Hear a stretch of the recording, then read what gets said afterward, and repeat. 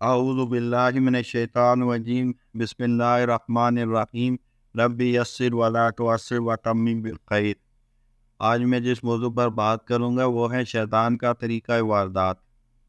ایک بزرگ نے شیطان سے کہا کہ میاں تم بڑے فساد کراتے ہو، کشت و خون کرا دیتے ہو، گھر کے گھر برباد کرا دیتے ہو۔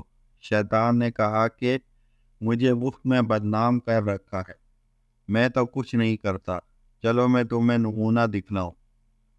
وہ حلوائی کی دکان پر پہنچے۔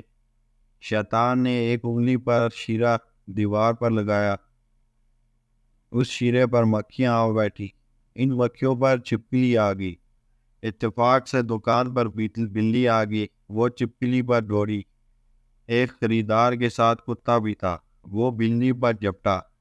حلوائی نے غصے میں آ کر ایک پتھر اس کتے کو دے مارا۔ اس کتے کے مالک کو جوش آیا، اس نے حلوائی کی ایک تلوار ماری۔ بازار والوں نے جمع ہو کر اس کے مالک کو قتل کر دیا۔ فوج کو خبر ہوگی، اس نے بازار والوں کا قتل عام شروع کر دیا۔ شیطان نے کہا، دیکھا، انصاف سے کہیے میرا کیا قصور ہے؟